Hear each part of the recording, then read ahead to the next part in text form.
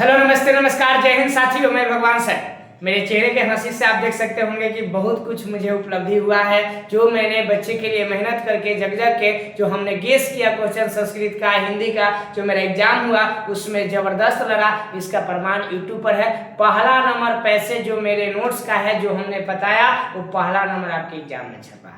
तो इससे और प्रमाण क्या चाहिए। लगभग लड़ा है जैसे मेरा थंबनेल लगा था और हम वादा करते हैं कि सोशल साइंस में भी उसी तरह लड़ाएंगे। तो आप देख सकते हैं यहाँ पर पूरा धुआंधार एकदम सेशन लेकर आए हैं। जो बताएंगे क्वेश्चन ज़्यादा आपका समय नहीं लेंगे, 10 से 15 मिनट, और उसमें टोटल का टोटल क्वेश्चन VVI ही बताएंगे। पढ़ के जाइए, कल के एग्जाम में छाप कर आइए। आइए तो शुरू करते हैं। आइए शुरुआत करते। देखिए हमने गेस किया है हिस्ट्री से। पहले आपका हिस्ट्री ही रहता है।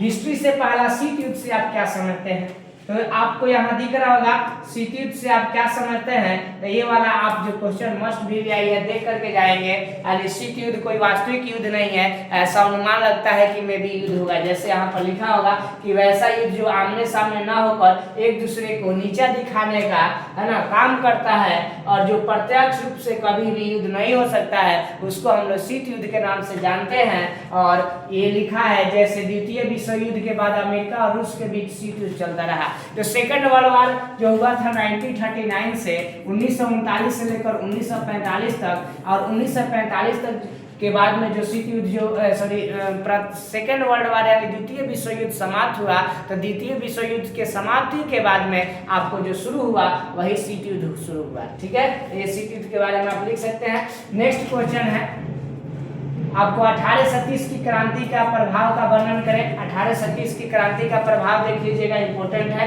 इटली तथा जर्मनी का एकीकरण हुआ था। यूनान, पोलैंड, हंगरी में आंदोलन हुआ था। इसका प्रभाव पूरे यूरोप पर पड़ा था, जिसके कारण सभी यूरोपीय देशों में राजनीतिक एकीकरण हुआ, संवैधानिक सुधार का विकास हुआ, सत्ता का रास्ता शुरू हुआ। नेक्स्ट क्वेश्चन आपको बता रहा है जो ये पूछेगा राष्ट्रवाद क्या है।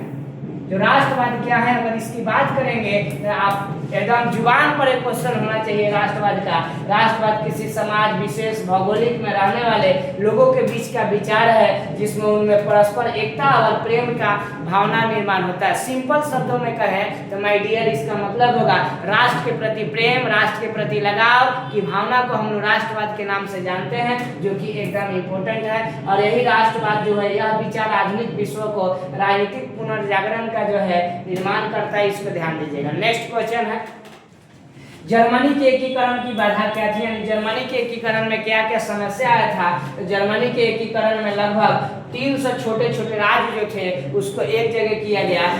राष्ट्रवाद के विचारों का अभाव था। ऑस्ट्रेलिया का दखल देना है ना, मेटरनी की प्रतिक्रिया नहीं थी। इन राष्ट्रों में राजनीतिक, सामाजिक और धार्मिक विषमताएं थी। इसको ध्यान रखिएगा।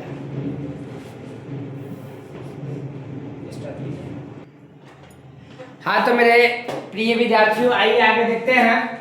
मेटरनिक युग क्या है ये भी मोस्ट इंपोर्टेंट है। ठीक है, ऑस्ट्रेलिया के चांसलर मुख्य अधिकारी मेटरनिक ने 1815 से 1848 तक के समय में मेटरनिक युग कहते हैं। समझ रहे ना, ये ऑब्जेक्टिव में आ सकता है 1815 से 1848 तक का। इटली के एकीकरण में मेजनी का क्या योगदान था ये देख लीजिएगा। मेजनी दार्शनिक, साहित्यकार, लोकतांत्रिक विचार का समर्थक था, कुशल सेनापति था।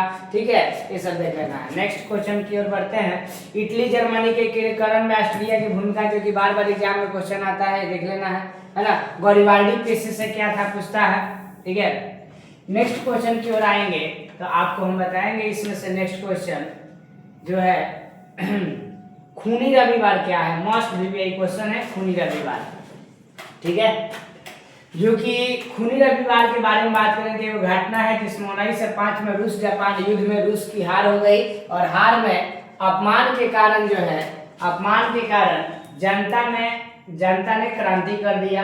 तो जनता क्रांति किया। उसी दौरान 9 जनवरी 1905 ईस्वी में लोगों का समूह प्रदर्शन किया और सेंट पीटर्सबर्ग स्थित जो महल था उसकी ओर जा रहा था, और उसी बीच जार के सेना ने इस निहत्थे लोगों पर गोलियां बरसाना शुरू कर दिया, जिसमें हजारों लोग मारे गए। और तथा यह घटना रविवार के दिन का घटित हुआ था, इसलिए इस घटना को खूनी रविवार के नाम से जानते हैं, जो कि मोस्ट इंपोर्टेंट है। ठीक है, आगे का है साम्राज्यवाद की क्या विशेषता थी, देखिएगा साम्राज्यवाद आर्थिक और राजनीतिक समानता, अवसरों की समता, है ना, बराबर कार्य के लिए बराबर वेतन, समाजवाद पूंजीवाद की आलोचना, ये बुराई करता था, और साम्राज्यवाद श्रमिक और मजदूरों की आवाज है, समझ रहा ना, ये सब देख लेना है। नेक्स्ट एक बाद अक्टूबर क्रांति इंपोर्टेंट होता है। अक्टूबर क्रांति 7 नवंबर 1919 को बेल्सिक क्रांति में, है ना, हुआ था, इसको देखना है। नेक्स्ट माइली गांव की घटना देख लीजिएगा एक बार। हो ची मिन्ह के संबंध में लिखना है। हो ची मिन्ह ने 1925 में वियतनामी क्रांतिकारी दल का गठन किया और फ्रांसीसियों से लड़ने के लिए सैनिक प्रशिक्षण की व्यवस्था किया, और 1930 ईस्वी में हो ची मिन्ह ने एक कंप्यूटर, है ना, कम्युनिस्ट पार्टी की स्थापना की। इसी बीच आर्थिक मंदी और फ्रांसीसी सरकार की अच्छा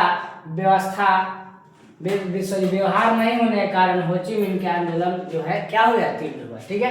नेक्स्ट हम आपको क्वेश्चन की ओर लेकर चलते हैं। 1848 की फ्रांसीसी क्रांति के मुख्य 4 कारण देख लेना है, ठीक है। नापाम रासायनिक हथियार, ऑर्जेंट ऑरेंज क्या है, ये भी क्वेश्चन ठीक ठाक रहता है सुर्खियों में, इसको देख करके जाइएगा, है ना। नेक्स्ट दांडी यात्रा का उद्देश्य क्या था, जो महात्मा गांधी से दांडी यात्रा जो है, दांडी यात्रा का मुख्य उद्देश्य, है ना, दांडी यात्रा का है सविनय अवज्ञा आंदोलन का है, समझ रहे ना, सब एक ही चीज होता है। चंपारण सत्याग्रह के बारे में बताना है। किसानों में जो चंपारण सत्याग्रह जो बिहार में नील हो अंग्रेजों द्वारा नील की खेती जबरन कराया जाता था, जहाँ पर ये चंपारण सत्याग्रह, चंपारण आंदोलन, 3 कठिया प्रणाली सब इसी को कहते हैं, जिसमें 3 कठिया नियम लागू की गई थी, जिसके अनुसार प्रत्येक किसान को अपनी कुल भूमि का 3/20 हिस्सा, मतलब 20 कट्ठा में से 3 कट्ठा में क्या करना था, नील की खेती करना था, है ना, याद रखिएगा, इसको इंपोर्टेंट क्वेश्चन है। नेक्स्ट आपको क्वेश्चन हम दिखाएंगे, आप देखेंगे। नेक्स्ट क्वेश्चन जो है वो आपके स्क्रीन पर ये रहा। खिलाफत आंदोलन क्या का कारण बताना है कि खिलाफत आंदोलन क्या है। तुर्की के मुसलमान को खलीफा कहा जाता था और यह इस्लामिक संसार का मालिक माना जाता था, लेकिन हुआ क्या, से फर्स्ट वर्ल्ड वॉर में इंग्लैंड के हाथों तुर्की की हार हो गई, तो तुर्की के सुल्तान को, है ना, सत्ता से हटा दिया गया, है ना, जो तुर्की के सुल्तान को ही खलीफा, सॉरी मुसलमान बोल दिए हैं, तुर्की के सुल्तान को जो है खलीफा कहा जाता था, यही सुल्तान को हटा दिया गया। भारतीय मुसलमानों ने इसका विरोध किया और यही जो विरोध किया था उसको ही खिलाफत आंदोलन के नाम से जाना जाता है। नेक्स्ट क्वेश्चन, भारतीय राष्ट्रीय कांग्रेस की स्थापना किस परिस्थिति में हुई, यानी भारतीय राष्ट्रीय कांग्रेस की स्थापना किस स्थिति में हुआ, उसको आपको देखना है।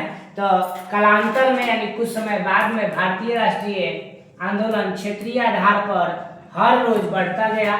शुरू में यह आंदोलन शिक्षित मध्यम वर्ग तक रहा, परंतु आगे चलकर अनेक भारतीय वर्गों में फैलने लगा, जिसको याद रखना है, बस इतना से लिखिएगा काफी है। असहयोग आंदोलन का कारण क्या है, प्रथम जन आंदोलन था, कैसे, असहयोग आंदोलन। जब गांधी जी 1920 में जो आंदोलन चलाए थे, जिसको असहयोग आंदोलन के नाम से जानते हैं, तो याद रखिएगा सितंबर 1920 में कलकत्ता में आयोजित जो अधिवेशन हुआ था, उस अधिवेशन में असहयोग आंदोलन का निर्णय लिया गया, जिसका नेतृत्व जो है गांधी जी किए। यह प्रथम जन आंदोलन था। इस आंदोलन के मुख्य 3 कारण थे। पहला था खिलाफत का मुद्दा, दूसरा था पंजाब में सरकार के मनमानी, सरकार जो है मनमानी कर रही थी, इसके विरुद्ध न्याय प्राप्त करना, और तीसरा था स्वराज की प्राप्ति करना। और इस आंदोलन में कार्य को अपनाया गया और पहला प्रस्तावित, दूसरा रचना। तो इतना से लिखिए, 2-3 काफी है।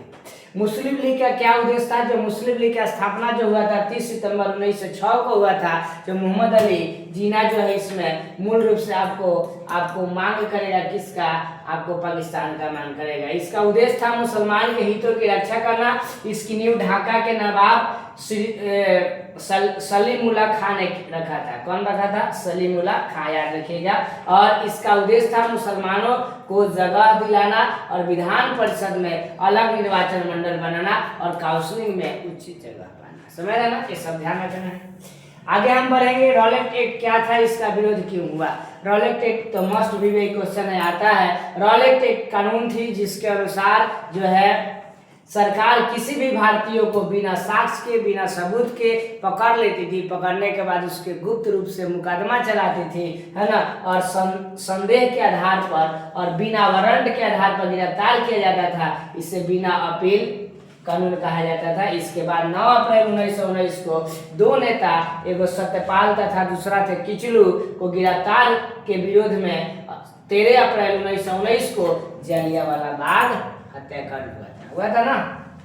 साइमन कमीशन पर टिप्पणी लिखना है। Simon commission go back, Simon commission go back. तो साइमन कमीशन पर संक्षिप्त टिप्पणी के बारे में बात करें, इसका गठन क्यों किया गया, भारतीयों ने इसका विरोध क्यों किया, तो देखिएगा 1919 के भारत सरकार अधिनियम में यह व्यवस्था की गई कि 10 वर्ष के बाद, कितना 10 वर्ष के बाद ऐसा आयोग नियुक्त किया जाएगा, है ना, जो इस बात की जांच करेगा कि इस अधिवेशन में कौन कौन से परिवर्तन संभव है। इस कमीशन का उद्देश्य था संवैधानिक सुधार के प्रश्न पर विचार करना, और इस कमीशन में किसी भी भारतीय को शामिल नहीं किया गया, जिसके कारण भारत में इस कमीशन की तीव्र विरोध हुआ और 3 फरवरी 1928 को बंबई पहुंचने पर कमीशन का स्वागत काले झंडे से किया गया, है ना।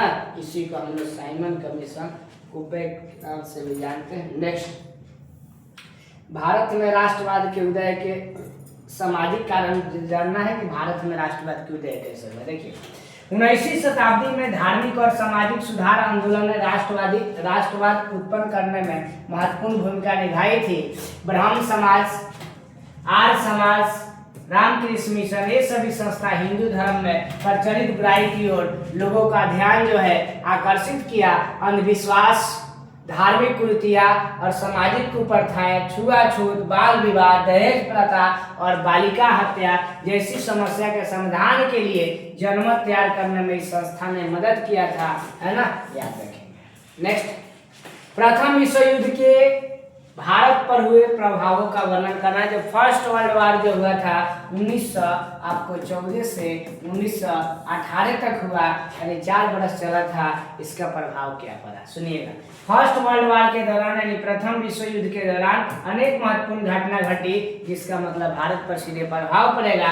पहला जो है, भारतीय नेताओं ने सरकार को युद्ध में स्वराज प्राप्ति की आशा में मदद किया था, ठीक है। सरकार की आर्थिक स्थिति की व्यापक प्रतिक्रिया हुई थी। सरकार को युद्ध में व्यस्त पाकर क्रांतिकारियों ने अपनी गतिविधि बढ़ा दिया था और भारतीयों में बढ़ते असंतोष को नियंत्रित करने के लिए सरकार ने वैधानिक सुधारों की क्या की थी, घोषणा की थी, याद रखना। नेक्स्ट, सविनय अवज्ञा आंदोलन के क्या परिणाम हुआ। सविनय अवज्ञा आंदोलन, आइएगा देखिएगा, इस आंदोलन ने भारतीय आंदोलन के सामाजिक आधार का क्या किया था विस्तार। नेक्स्ट है निरोधीकरण से क्या समझते हो। निरोधीकरण से क्या समझते हुए देखना है। निरोधीकरण 18वीं शताब्दी में भारत में मुख्य कौन कौन सी घटना घटी थी, इसको देख कर जाइएगा, ठीक है। नेक्स्ट, बुजुर्गा वर्ग, मध्य वर्ग की उत्पत्ति कैसे हुआ, ये देखना है। नेक्स्ट हम बढ़ते हैं और इसके बाद आपको लेकर के चलेंगे नेक्स्ट पेज की ओर। इस पेज की ओर आप देखिएगा, इस स्लाइड को खत्म करते हैं और नेक्स्ट पेज की ओर लेकर आते हैं। पेज नंबर 2 की ओर आएंगे, है ना। अब पेज नंबर 2 में आप देखिएगा स्क्रीन पर क्या है, देखिएगा पेज नंबर 2 में है। और नेक्स्ट क्वेश्चन, घरेलू और कुटीर उद्योग को परिभाषित करना है, देख लेना है सब, ठीक है। औद्योगिकरण ने मजदूरों का आजीविका को किस तरह प्रभावित किया। कोयला और लोहा उद्योग ने किस प्रकार औद्योगिकरण को गति प्रदान किया, ये सब नेक्स्ट जबरदस्त क्वेश्चन आता है। नेक्स्ट, विश्व बाजार किसे कहते हैं, वर्ल्ड ट्रेड। भूमंडलीकरण ने भारत पर प्रभाव का स्पष्ट करना, या भूमंडलीकरण क्या है ये देख लेना।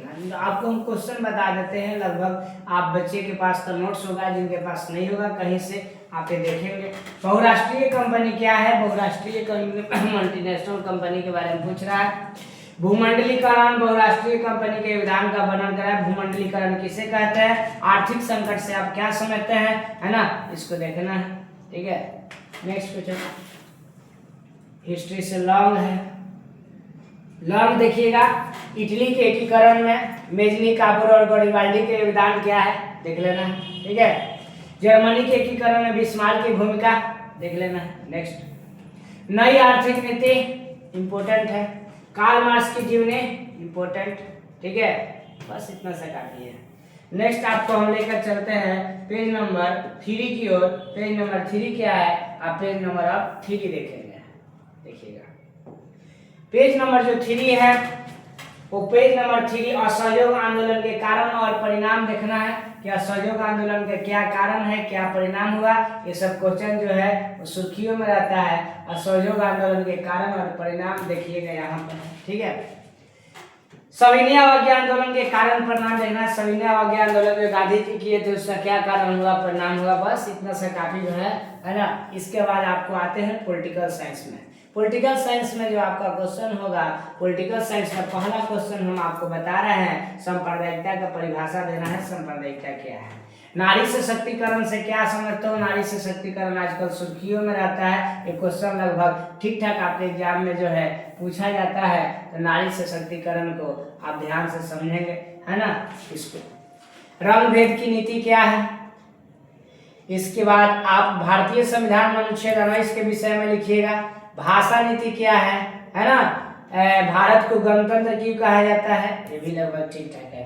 इसके बाद हम आपको नेक्स्ट चैप्टर की ओर लेके चलते हैं, नेक्स्ट पेज की ओर। और नेक्स्ट पेज जो आपका होगा वो पेज नंबर 4 होगा।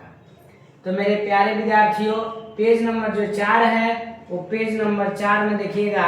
ये क्वेश्चन जो पहला आपको दिख रहा है यहाँ पर, पंचायती राज से आप क्या समझते हैं। जो पंचायती राज जो है मस्ट VVI टॉपिक है, जो पंचायती राज यहाँ पर आपको दिया गया है, ठीक है।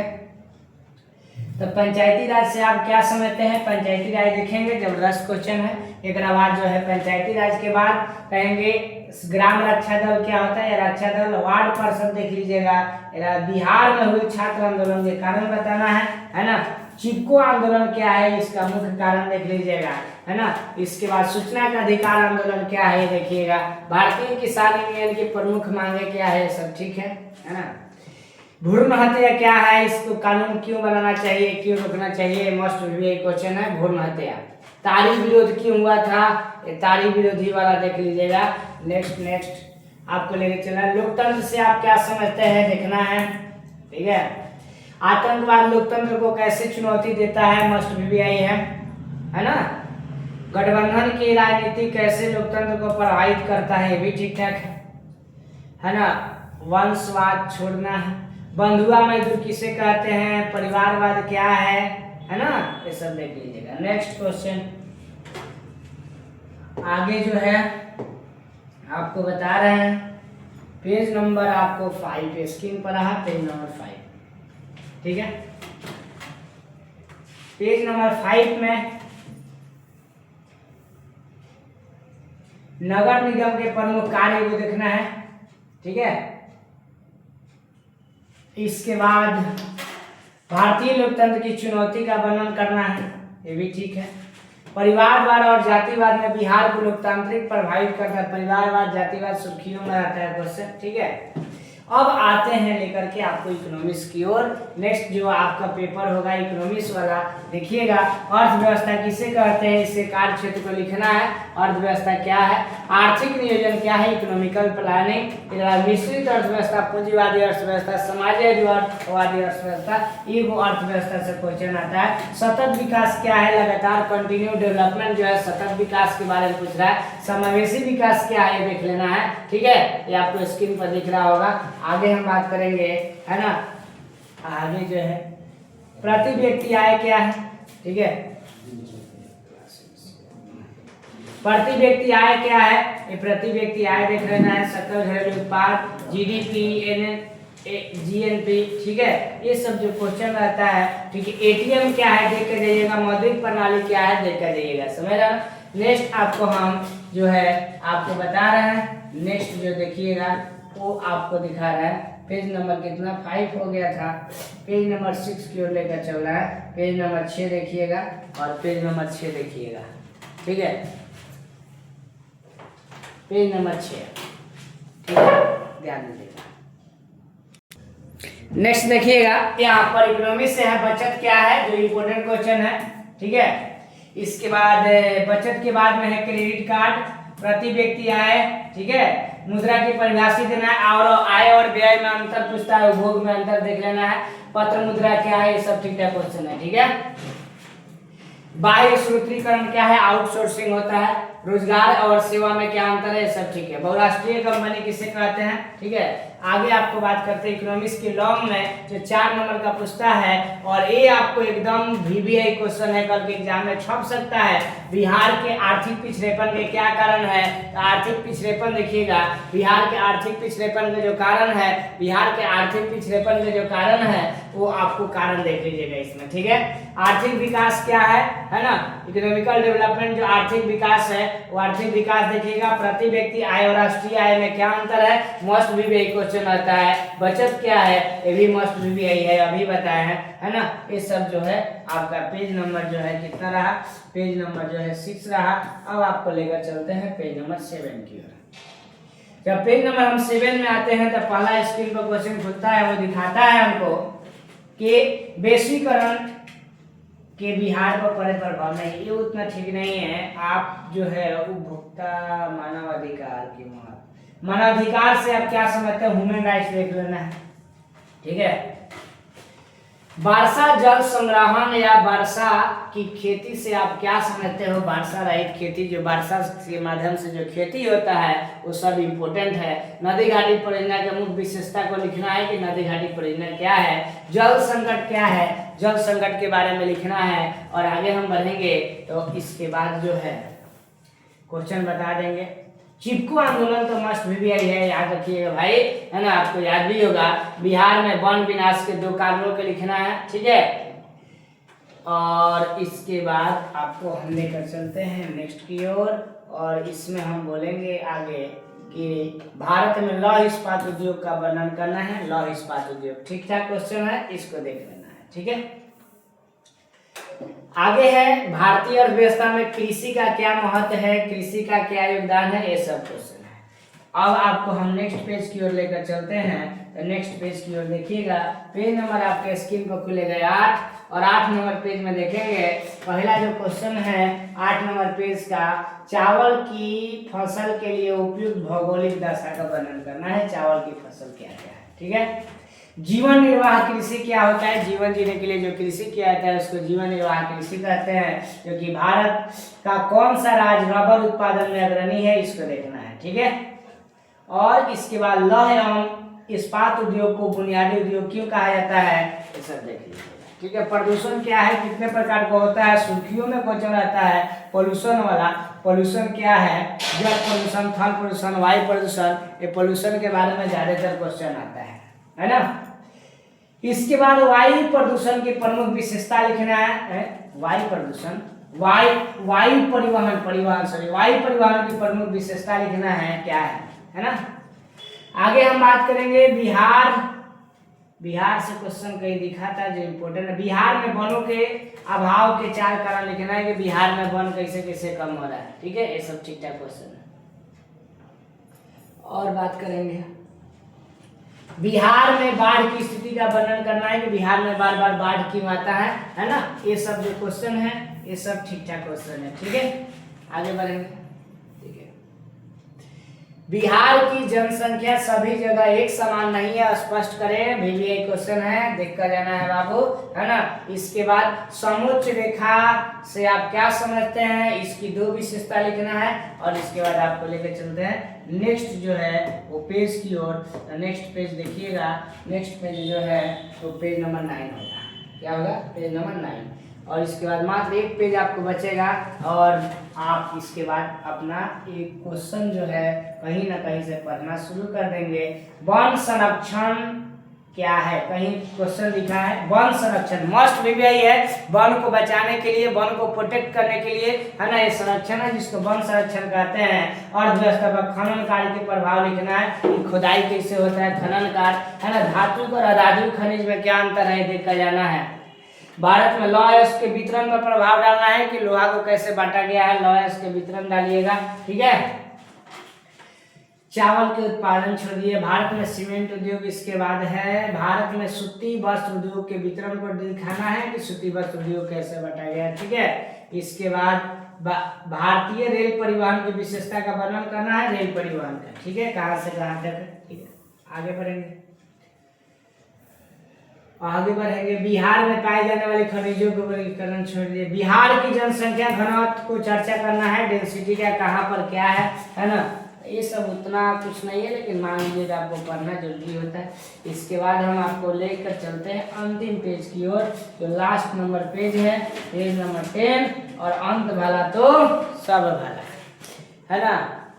अब देखिएगा पेज नंबर 10 है, मैदानी क्षेत्रों में मृदा अपरदन के कारण बताना है कि मैदानी क्षेत्र में जो मृदा अपरदन है, मिट्टी का जो अपरदन है, उसके कारण बताना है किस तरीका का क्या क्या मृदा अपरदन।